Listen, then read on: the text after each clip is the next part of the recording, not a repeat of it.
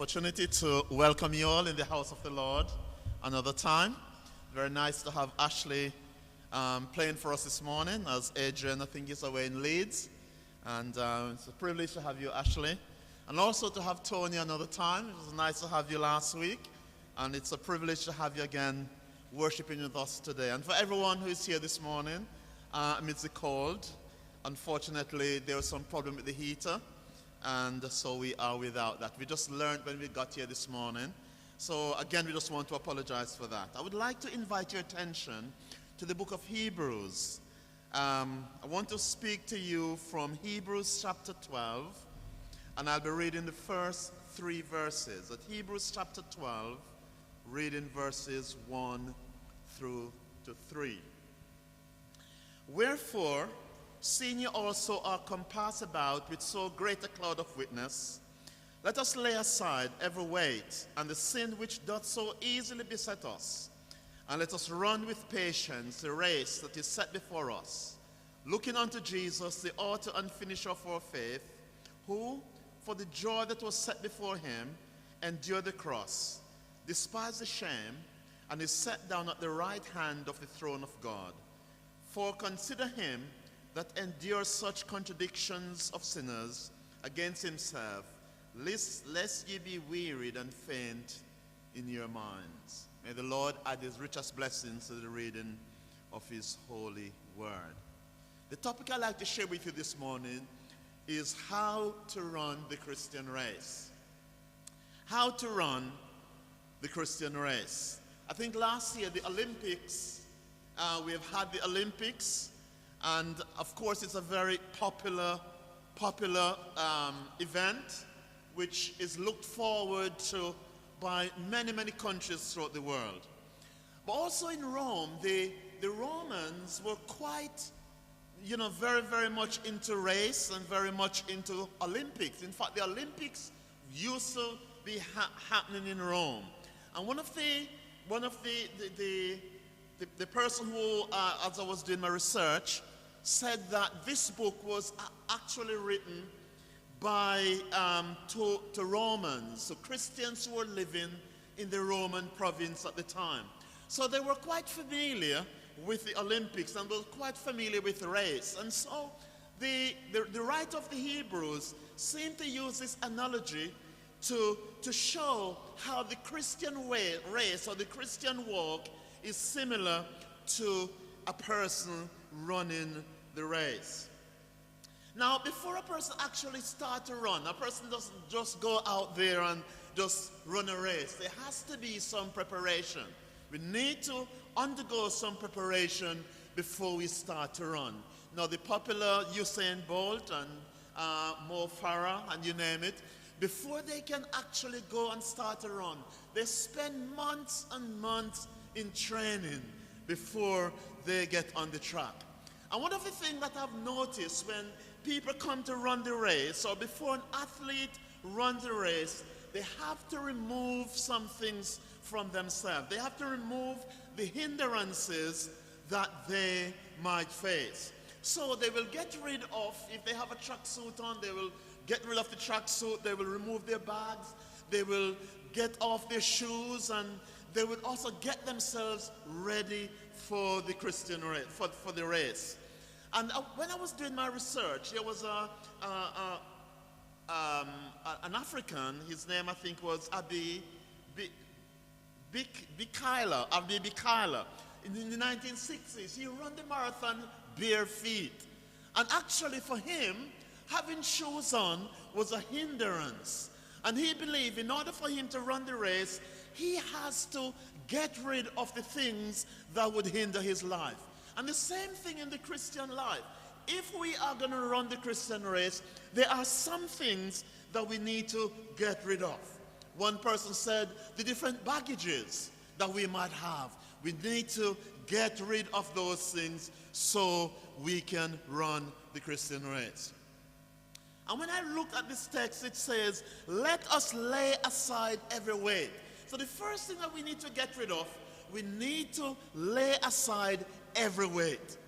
All those things that would hinder us from running the Christian race. Now, when we look at the Christian race, it is not against the rules to go into a race with bags, to go into a race having shoes on, to go to a race in three-piece suit. There's nothing wrong. If you as an athlete choose to go into a race with these things, you would not be disqualified. But even though these things are not necessary against the rules, they are hindrances. And so it is within the Christian life. There are some things that might not be intrinsically wrong. There are some things that might not be ungodly or sinful. But if we're going to run the Christian race and be successful, we need to get rid of those weight, get rid of those baggages, get rid of those hindrances, those things that would prevent us from being a successful winner of the race. Of course, I've never seen someone going into a race wearing a suit or going into a race in high-heel shoes. I've never really seen that. And I'm quite sure that it would be quite strange to see probably Ennis or Mo Farah, you name them, actually wearing high-heel shoes if you're a woman, or wearing a three-piece suit going into a race. The fact is, those things would hinder them from being successful. It will pull them back. And others who are properly prepared would go ahead and be successful. So, the apostle here is saying, or the writer is saying, we need to get rid of the hindrances. We need to get rid of those things that would actually hold us back so we can actually run the Christian race. So the first thing that the Bible says we need to get rid of is those hindrances, those weight, those things that hold us down, those things that prevent us to be successful. And also, it talks about besetting sin. The first clause. Wherefore, seeing we are compassed about to so great a crowd of witness, let us lay aside every weight and the sin which besets us. Now, besetting sin is actually talking about those sins that clings onto us, those sins that seem to wrap around us. The writer here is saying, in order for us to be a successful Christian, in order for us to run the Christian race, we need to get rid of the besetting sin. We need to get rid of those things that hangs onto us, those things that are preventing us from being a victorious Christian. Who has that responsibility? Not God. We have. We need to get rid of it. It is our responsibility to get rid of those things. Now, we cannot get rid of those things in ourselves. Of course, we need God to help us. We need the power of the Holy Spirit to help us. But we first and foremost have to be willing to get rid of those things. We have to identify what those sinful practices are and then lay those aside. Put them behind us so that we can actually run the Christian race. We need to take action. We need to take positive action, practical steps to get rid of the things that hinder us, that so easily beset us, so easily trip us off, so that we can actually run the Christian race. Now, running the Christian race here is very significant. It says here in the second clause that we need to run with patience. Now, the Christian race here is not a 100-meter dash. It's not something that you get on the start line and then you run fast, and within a few seconds the race is over. No, the Christian race here is like a marathon. It is a race, my friend, that takes time. It is a race, my friend, that we have to run with patience. And when I watch these runners running the marathon, and even Mo Farah, keep referring to him on many occasions here. But when he's running, you will notice sometimes he's way at the back. He might be fourth or fifth at the back. And there are times you'll see people way ahead. But what is he doing? He's remaining patient. He doesn't dash off. Many times those people who start the race and run by the time they get to the finish line, they are very, very tired. They have to run with patience. There has to be tactics when they are running the Christian race. And so it is, my friend, we need to run with patience. We need to run the Christian race as if we are running a marathon. It's a long race. It's a hard race. It's a race, my friend, that takes stamina. It's a race that takes determination. It's a race, my friend, that many times you might feel the pain coming on you. You might feel the strain on every part of your being, but you have to continue. The beautiful thing about the Christian race is that it's not one person receives the prize. Everyone can get a prize at the end, as long as we run successfully. We need to exercise patience and endurance during the Christian race. Otherwise, we will burn out. And so Paul is saying that the Christian race here is just like a marathon. It's a race that takes patience. It's a race that takes endurance. It's a race that takes determination. As good as Usain Bolt is, good at the 100 meter or 200 meter, you put him in a marathon and I guarantee you that he would not be successful. He would not be a winner because he is not a long distance runner. And so, as I've said, my friend, the Christian race is a race that has to do with endurance, has to do with hardship, has to do with facing difficulties. But in verse 2 it said, while we are running this race, we need to look unto Jesus. We need to have a focus in the Christian race. Jesus Christ ought to be our focus. Why? Why should Christ be our focus? The Bible tells us in the first clause of verse 2, looking unto Jesus, the author and finisher of our faith.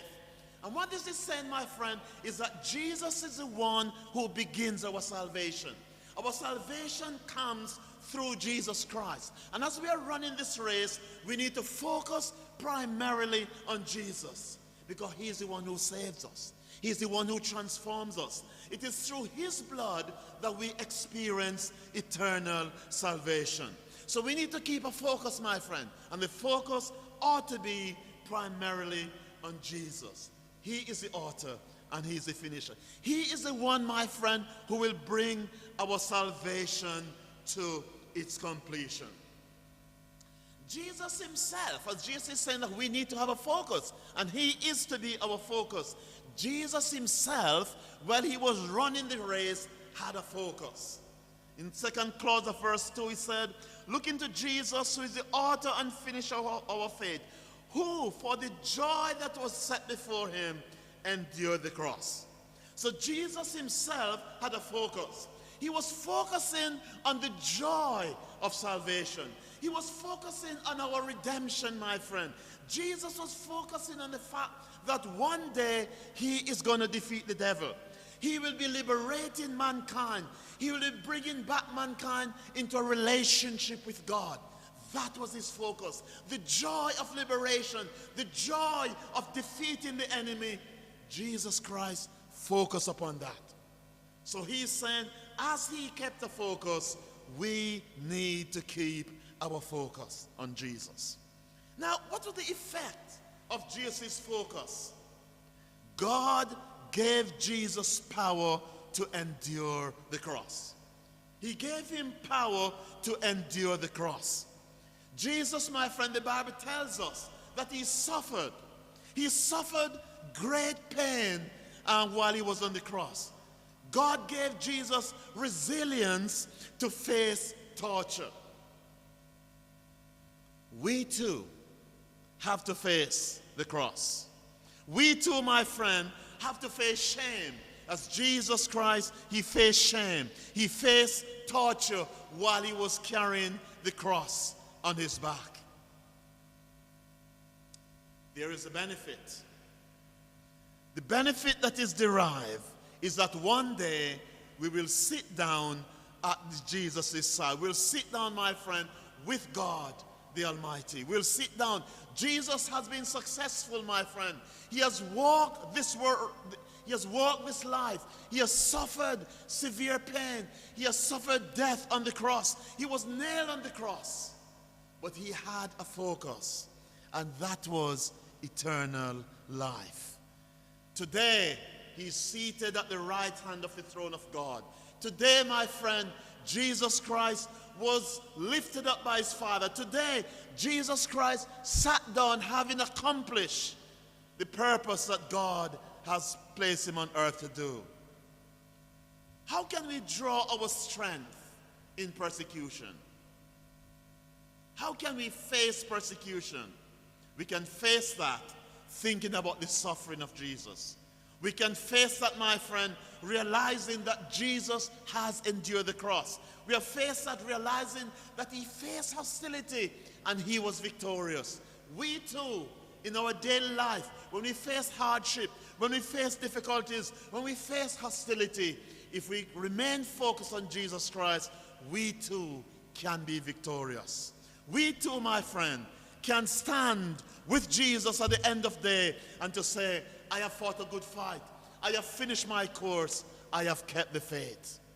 What are the benefits of making the comparison, my friend?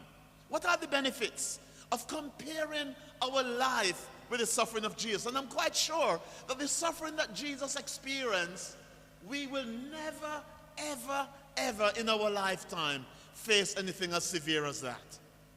But when we are going through our hardship, when we are going through our difficulties, when we are going through our daily suffering and hardship, my friend, if we look back on what Jesus has gone through, if we look back on his pain, if we look back on his suffering and death on the cross, that will be a means of encouraging us. It will be a means of renewing our energy. It will be a means of giving us consolation, knowing that we are not alone. God says he will be with us. And I want to challenge you this morning, my friend. If you're going through hardship, if you're going through difficulties, focus on Jesus Christ. He said, I will never leave you or forsake you. I will be with you. That is a promise that God has made. And that promise is still with you today. May God bless you.